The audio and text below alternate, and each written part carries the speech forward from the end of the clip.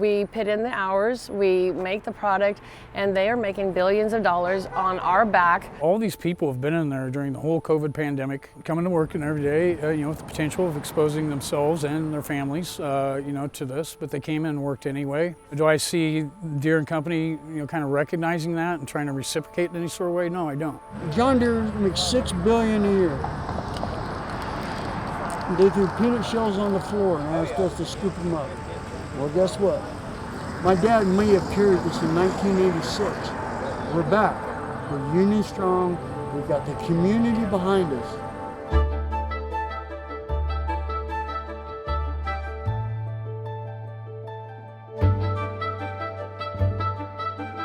I've worked at John Deere for 19 years now. The reason why we're striking is, 1997 is when Deere divided and conquered.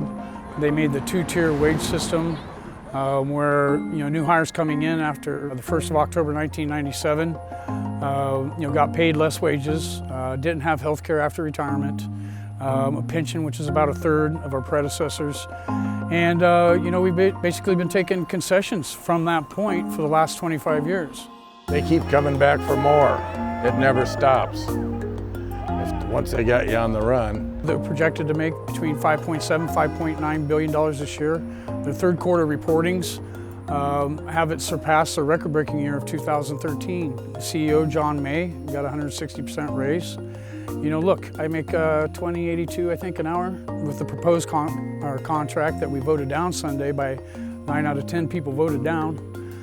We sent a strong, clear message to John Deere that, a dollar raise an hour is not going to do much for me. I make $19.60 an hour as a welder. But just for the whole factory, I think they need a $5 raise across the board just for the fact that we can go to a fast food place and make as much money and not wear our bodies down.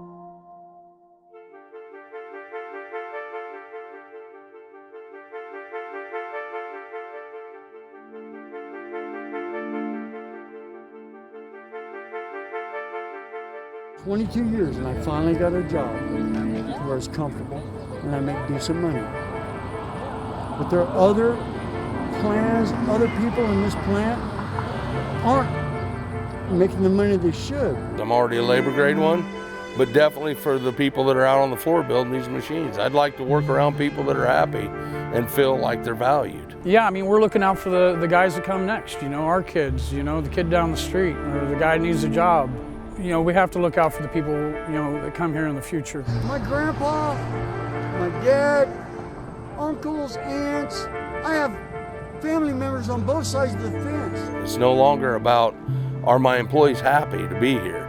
Do they feel compensated? Do they feel like their benefits support them? So, that's for me, that's part of this fight. Walter Reuther, one of my favorite quotes of his was that the UAW doesn't want a bigger piece of the pie. We want a bigger pie.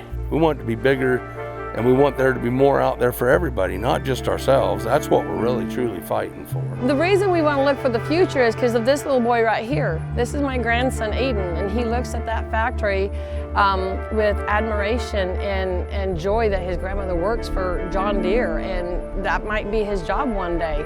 And I don't want to ruin something that would potentially be my grandson's. So we want to look out for the future, for the kids that are growing up that want to come to work for John Deere.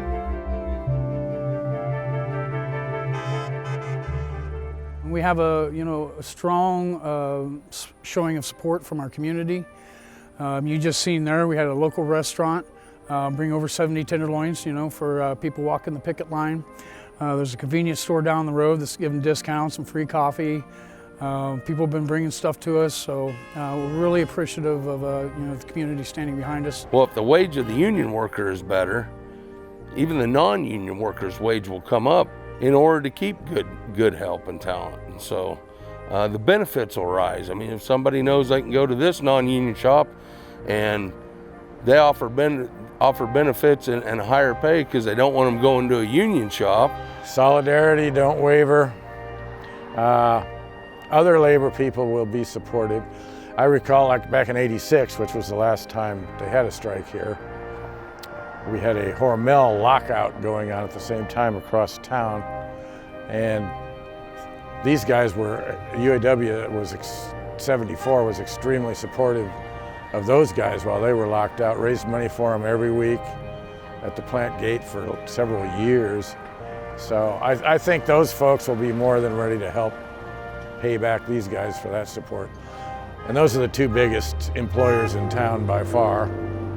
So if we all support one another and stick together, good things happen for all of us.